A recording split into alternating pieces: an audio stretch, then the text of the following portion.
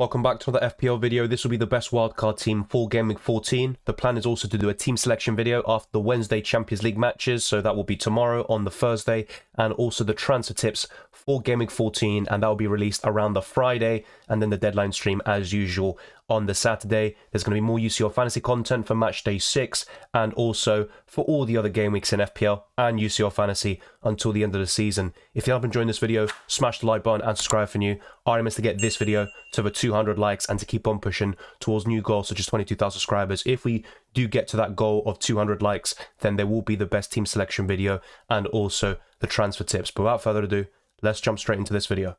Raya was unable to play against his parent club Brentford in Game Week 13. Ramsdale came in, looked very shaky in the first half, but then picked up, recovered very well in the second. But I would expect David Raya to be between the sticks against Lens and also in Game Week 14 in FPL, and also to be the main goalkeeper for Arsenal until the end of the season. Ramsdale will probably only play in the FA Cup matches from January onwards, so I think David Raya is quite a secure option at the back, and I would also advocate for a double up in Arsenal defensively, as I've been discussing for several weeks now. Arsenal have the least expected goals conceded, the fewest goals conceded as well, only one less than Liverpool, and those two have been the best defences so far. Manchester City are also right up there, but I would definitely recommend David Raya, and whilst he isn't maybe that high up in terms of points scored amongst goalkeepers, he has missed a lot of games. Game Week 13 and also the first 4 or 5 game weeks of the Premier League season before he took the #1 spot from Aaron Ramsdale. The second goalkeeper is going to be a very template pick and a budget option, and that will be Areola. Very simple stuff. He will be on the bench in most game weeks. David Raya will be your main starter, but in game weeks like this, such as 14, you could make a case for starting Areola, especially if the news about Eze is true and that he's going to miss the next couple of weeks because he's so integral to Crystal Palace. And West Ham are actually 8th in terms of expected goals conceded, but only 1 clean sheet so far to show for it. So hopefully they can start racking up the clean sheets. I'll be discussing Raya in the team selection video as well. He could be a transfer in for me. I'm definitely looking at that defensive double up for Arsenal, and I think these two goalkeepers offer great value. They're going to get some save points, and in the case of David Raya, I think he's also going to keep a lot of clean sheets. Despite Zinchenko being very impressive recently, and it looks like he's going to be the starting left-back for Arsenal for the next couple of weeks, Ben White is just coming back from an injury, and Arteta might not rush him, so it could be Tomiyasu Zinchenko as the fullback. Zinchenko looks really good, all of that jazz, but I still think Saliba is the best Arsenal defender, period. If you're looking for a long-term option, he's very good for bonus points. He's starting every single game for the Gunners, and you saw the drop-off that Arsenal had towards the end of last season when Saliba got injured around March.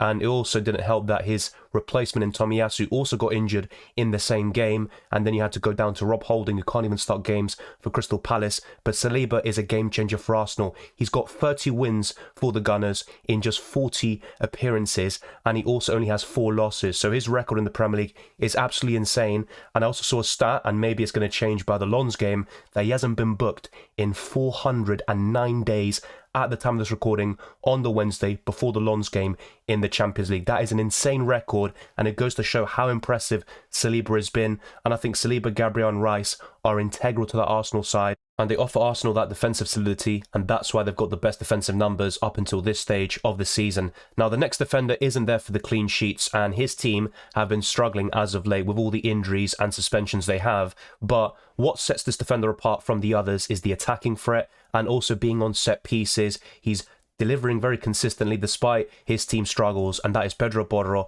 I think he is a very good option in the long term, and if you actually look at Spurs' fixtures from Game Week 17 onwards, they are excellent. Now, over the next few, you might not see many clean sheets there for Tottenham Hotspur, but I think Pedro Porro can still give you 4 to 6 points with those assists, and maybe in the odd game where Spurs do keep a clean sheet, Pedro Porro could be in for some massive returns. So I think he's definitely worth considering, and this is probably maybe the least secure part of the defensive line. So you could also go for Dalot or another Man United defender, and I think Dalot is a bonus points machine. If he starts, he's got a really good chance of getting 6 to 12 points, basically, depending on if he gets an assist, if Man United keep a clean sheet, and of course the bonus points, which he's very good at accumulating. So it's between Pedro Porro and Dalot for this spot in the defence. Let me know who you prefer, but with the fixtures in mind as well, and also Pedro Porro's attacking threat, I would rather go for the Spaniard and also favour the Tottenham wing-back over Diogo Dalot at this moment in time. Now, the third defender has excellent fixtures starting right now, and this team now have a great fixture run coming up. They also have a blank in Gameweek 18, a possible double in Gameweek 20. That is Brentford, and that is Ethan Pinnock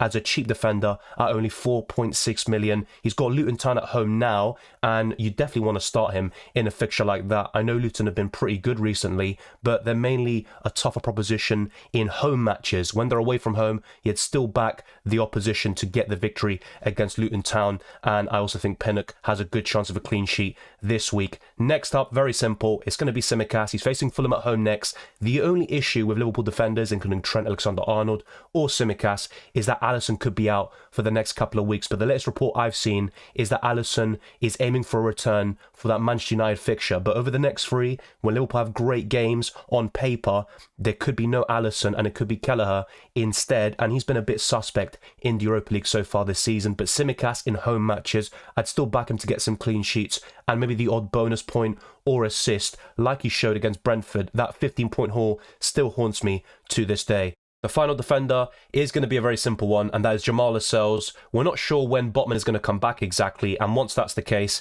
you would expect Lascelles to drop out, but he's been very good in his stead, and Newcastle were pretty poor against Paris Saint-Germain in my opinion. They were unlucky to draw the game in the way they did, but they got absolutely battered by Paris Saint-Germain, and if PSG were a bit more clinical, it could have been 4-5, 6-1 at the very least. But Lascelles is still a good option, especially in home matches. He scored against Chelsea in Gameweek 13. He's got Manchester United next. And whilst the fixtures don't look great over the next three, they are still good long term, and that's why 2 or 3 Newcastle players is still a viable option. And I would rather go for Lascelles than Trippier or any Newcastle defender at this moment in time, especially with all the injuries they have. So going for a cheap 4 million defender, now 4.1, is absolutely fine there. I think Lascelles is a solid option. You're not going to get much better at that price or below until the rest of the season. So let's see how long Lascelles can stay in that team.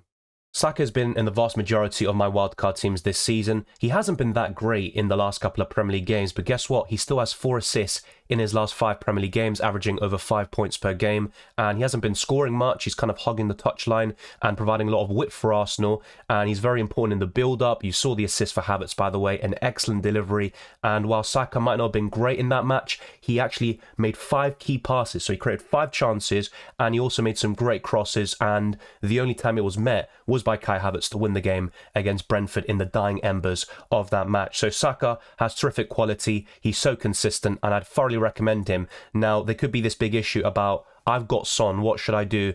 And I'll discuss Son in the trans tips video as well, but in my opinion, I would only sell Son to a select few midfielders like Salah, Saka and Mbeumo, and I'd only sell Son if that's the only way you can get to one of those 3 midfielders. Otherwise, you could make a case for having all 4 of them at the same time. But in this wildcard team, there will be no Heung-min Son, but there will be Mohamed Salah, who is an excellent option. As we all know, it goes without saying, he's probably the best option at this moment in time, and it's between Salah and Haaland for the captaincy in Gameweek 14, and it's going to be a big debate for most game weeks until the end of the season. Now, next up is going to be Anthony Gordon. Of course, there's always going to be a lot of reactionary takes, so people would have said Palmer's better a week ago, and now it's Gordon after that 13-point haul against Chelsea. And I personally prefer Gordon. That's why I bought him in the first place in my own team selection a few weeks ago.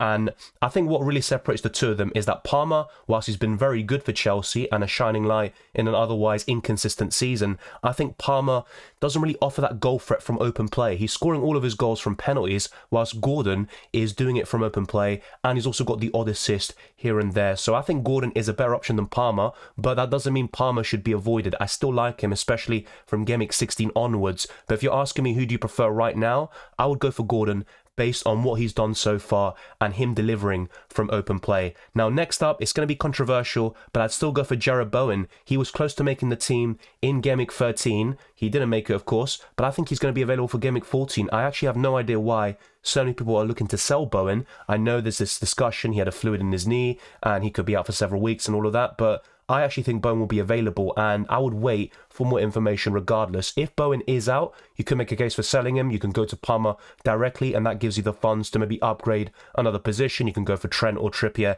at the back, for example. But I would still go for Bowen. I think he's a great option to hold long term. There are some good fixtures, and even the so-called tougher ones like Tottenham, well, Tottenham are suffering defensively right now, and I would go for Bowen in such matches. So I think he's a great option long term, and I don't think he's worth selling if he's available for Game Week 14. The final midfielder is going to be a very simple one. A lot of us will be looking to buy him this week, and that is Bryan Mbeumo. This is one of the easy transfers on paper, and one of the easiest you've probably seen all season. He's got the fixtures, he's got the underlying numbers. They are absolutely amazing for a midfielder at his price. His price itself is fantastic. He ticks so many boxes. He's very easy to get to. And honestly, I just don't really see what could go wrong. I'm seeing people selling the likes of Bowen to Mbeumo. That does make sense. But ideally, I would have both of them at the same time. So let me know your thoughts down in the comment section below. I think Son is still a big miss, and he's a good option long term. You saw what he did against Aston Villa. And if he timed those runs a little bit better, you could have been seeing a brace or a hat-trick. And then the whole narrative around Son and Spurs would be completely different. I think Spurs still played well in that game despite missing many key players and Bentancur being injured quite early on in that match. But I think Mbeumo is a very sensible transfer, and I think this midfield 5 is fantastic until the end of the year. At one stage, there seemed to be a shift towards a front three and maybe going for 4 midfielders instead. But I still think having 5 midfielders is the play, and then going for 2 forwards and then just having that 4.5 million forward here like Archer, and he will sit on your bench on most occasions. You can also go for Semenyo, who's now 4.6. If you need a bit more money, you've got Mabama at 4.3 and Muniz around 4.4 million. We do have an update on Jarrod Bowen, which just came out right now, and it says that Jarrod Bowen is improving from his knee injury, but won't be sufficiently fit to play in Europa League. There are high hopes they'll be available for the match against Crystal Palace in Game Week 14. So it's going to basically back up what I'm saying. I would keep Jarrod Bowen on the wild card, and I'd also keep him with any team as things stand, unless we get an update from David Moyes that maybe contradicts the news that just broke out there. But Cameron Archer would be one of the first forwards there. Not really too much to really discuss with him, and that's not too important. What really matters are the 2 strikers next to him. I'd still go for Ollie Watkins despite him having some tough fixtures. Manchester City and Arsenal back-to-back after that plum fixture against Bournemouth away from home in Game Week 14. I think that makes perfect sense, and I still think Ollie Watkins will do well in these tougher games, especially when they're at home at Villa Park. The final forward is Erling Haaland. Very boring stuff, but it makes sense. Now, if you are looking to go a bit different in the forward line, there are 2 forwards I'd recommend right now. Those are Isak, who scored in the Champions League and also in his last Premier League game, and the other one will be Darwin Núñez. Now, contrary to what I said a few days ago in the reaction stream, I would opt for Isak right now with Callum Wilson still out, and he could be unavailable until Game Week 18. So I think Isak could be a great option up until that period, the blank in Game Week 18. And as a result, you could go for Isak over Ollie Watkins. Let me know if you prefer that down in the comment section below. I think the way I'd rank it is Watkins first, Isak second, and Darwin Núñez third, and Alvarez would be just behind them in 4th place. I'm not really counting Haaland because he is a different entity, of course, as we all know. But that is the 50-man squad for the wildcard. Let's now head over to FPL.team and discuss the lineup, the captaincy, and any other details that need addressing. My overall team value is 103.8 million, so this squad would cost roughly 103.4 million. So what I've gone for is David Raya in goal, Ariel as the backup. I've gone for a back 3 of Tsimikas, Saliba and Pinnock, a midfield 5 of Salah, Mbeumo, Saka, Gordon and Bowen, and the same old front 2 of Watkins and Erling Haaland. The bench is Lascelles first, Archer second, and Pedro Porro third. Now with the Spaniard, I would maybe start Porro in most games, even when it looks quite tough, West Ham at home or Brighton, no matter what it is. But Manchester City away is a different kettle of fish, and as a result, I would have him nowhere near the starting 11. He can still get an assist, of course, but I would expect Spurs to concede quite a few goals, and that also leads into the captaincy debate. I'm currently going for Salah as the captain, but I think Haaland could rival him this week because he's facing an injury-depleted Tottenham side with no Mickey van der Ven, Romero still suspended, you've got Maddison out, Bentancur's out, and I think Spurs have around 10 first-team players unavailable. So I think Haaland could be a fantastic option, and I think it's very close between him and Salah, despite the fact that Liverpool have the so-called better fixture on paper. Now, if you aren't able to afford this team, then some things I would consider include going for Palmer instead of Gordon. That would give you roughly around 0.6, 0.7 million extra. You could also go for a different goalkeeper instead of David Raya, but I would recommend him if you can. I think he's a really good option between the sticks. And apart from that, you can maybe go for Gabriel instead of Saliba, but there could be more benchings and also fewer bonus points and FPL points overall, so just bear that in mind.